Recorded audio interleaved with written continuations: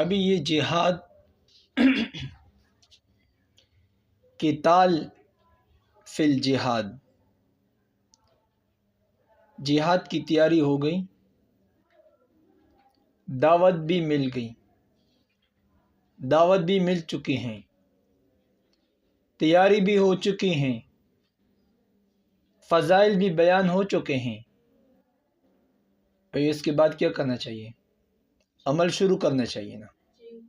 صرف فضائل سے، بیان سے کچھ کام صرف نہیں چلتا ہے، صرف بیانات سے، دعاؤں سے صرف ایسے کام نہیں چلتا ہے۔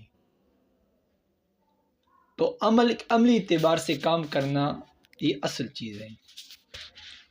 اللہ جل شانہ کا فرمان مبارک یہ ہے، آج اس کا مقصود یہ نہیں ہے کہ دعاؤں سے صرف کام نہیں چلتا ہے، دعاؤں کے ساتھ اللہ جل نے جو ترتیب بیان فرمائی ہے اس کے مطابق کام کرنے سے انسان کو فائدہ ملے گا۔ مثال کے طور پر انسان چاہتا ہے کہ میرا دل نرم ہو جائے، آسانی ہو جائے، میرے دل کے اندر جو سخاوت ہے، جو سختی ہے وہ دور ہو جائے۔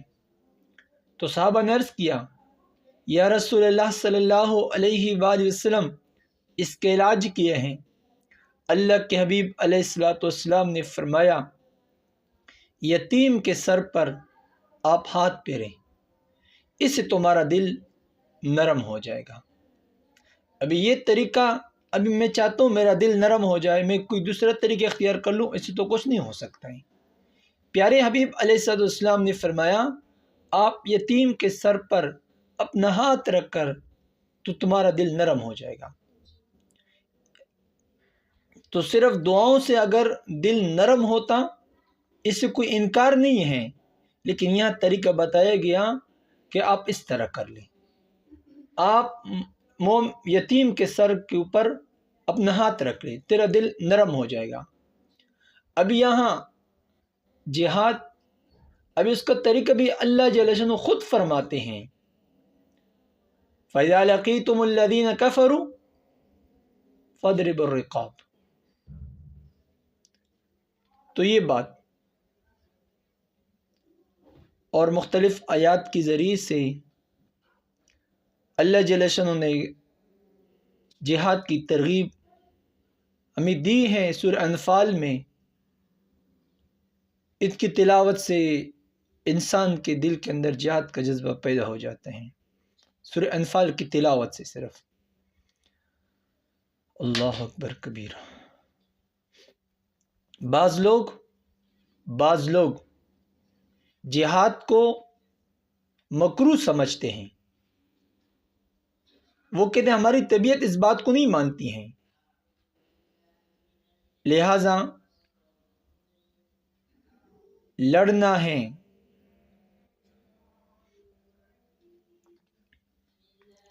ابھی جہاد کی حکمت، اللہ جل شانہ حکیم ہے، جہاد کی حکمت، جہاد کے فوائد، ظاہری اعتبار سے مجھے جہاد کرنا میری طبیعت کو صحیح نہیں لگتا ہے، خوش نہیں ہوتا ہے، میرا نفس خوش نہیں ہوتا ہے، ہمارا نفس امارہ کبھی خوش نہیں ہوتا ہے، وہ جہاد سے رکتے ہیں، لیکن اس کے اندر حکمت ہے، فوائد۔ جہاد سے نمبر 1، جہاد کے ذریعے سے دین کا راستہ انسان کے لیے کھل جاتے ہیں، جہاد کے ذریعے سے۔ نمبر 2، جہاد کے ذریعے سے امن آ جاتا ہے، فساد ختم ہوتا ہے۔ جہاد ہو جائے گا تو 2 نمبر کے لوگ ختم ہو جائیں گے، فرعون جیسے لوگ تو نیک لوگ بن جائیں گے۔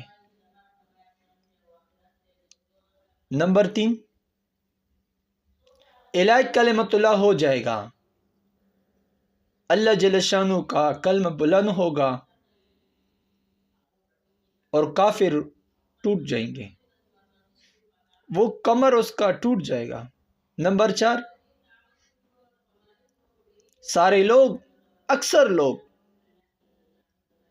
جہاد کے فوائد سے لوگ اللہ جل شانہ کے بندے بن جائیں گے، اور انسان کی زندگی کا مقصد وما خلقت الجن والانس الا لیعبدون یہ پورا ہو جائے گا۔ اگر وہ قولی اعتبار سے بھی اللہ جل شانہ کو نہیں مانتے ہیں تو شریعت کے خلاف وہ کام پھر نہیں کر سکیں گے۔ نمبر 5،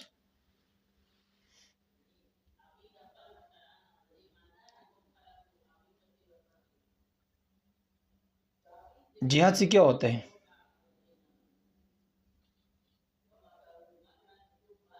انسان کی مہلک امراض اس سے حفاظت ہو جائے گی۔ یہ 5 باتیں ہو گئی۔ نمبر 1، دین کا راستہ کھل جائے گا، اور صحابہ کو پھر مکہ فتح کے بعد اور 1 ہجری سے لے کر جہاد چلتا رہا تو راستہ بھی کھل گیا۔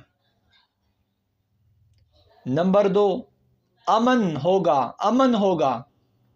امن کے فوائد، طائف میں فتح مکہ کے بعد ان لوگوں کے ساتھ یہ معاہدہ ہو چکا تھا کہ ہمارا کاروبار سود کے بنا پر ہوگا۔ امام الانبیاء علیہ السلام نے فرمایا لا یاکلوا ولا یؤکلوا، سود کے بنا پر نہ کھاؤ نہ دوسروں کو کھلاؤ۔ تو پھر عتاب بن اسید نے امام الانبیاء علیہ السلام کو خط لکھا کہ ہم نے ان لوگوں کو کہا کہ ہم سود کے معاملے کو ترک کرتے ہیں۔ انہوں نے کہا کہ نہیں، ہمارا آپ کے ساتھ معاہدہ ہو چکا ہے کہ ہمارا جو تجارت ہوگا سود کی بنا پر ہوگا۔ تو اس کے بعد اللہ جل نے یہ آیت نازل فرمائی فَآذَنُوا وَإِن لَّمْ تَفْعَلُوا، اگر وہ سود سے منع نہیں ہوتے ہیں فَآذَنُوا بِحَرْبِ اللَّهِ وَرَسُولِهِ، یہ اللہ اور رسول اللہ صلی اللہ علیہ وسلم کے ساتھ کیا کر لیں، پھر لڑے۔ کوئی اللہ پاک سے لڑ سکتا ہے؟ اس میں اس آیت کے نیچے حدیث مبارکہ قیامت کے دن اللہ جل شانہ سود والے لوگوں کو تلوار دے گا، قیامت کے دن ہتھیار پیش کرے گا، جاؤ ابھی تم میرے ساتھ لڑو، تم دنیا کے اندر سود سے توبہ نہیں کرتے تھے، ابھی تم میرے ساتھ لڑو۔ پھر کوئی لڑ سکتا ہے؟ دنیا میں نہیں لڑ سکتا، آخرت میں تو لڑنا تو بہت دور کی بات یہ ہے۔ لہذا جہاد کی وجہ سے فساد ختم ہوا، سود کا نظام ختم ہوا، امن کا فضا قائم ہوئی، یہاں تک کہ امام الانبیاء علیہ السلام نے فرمایا کہ سارے صحابہ فتح مکہ موقع پر ان کے بعد جمع کر لیے، فرمایا کہ سارے جب مدینہ منورہ تشریف لے گئے فرمایا سارے دونوں آپس میں بھائی ہیں، اور اللہ پاک کا کلمہ بھی بلند ہو جائے گا۔ لہذا یہ فوائد جہاد میں انسان کو نظر آتے ہیں۔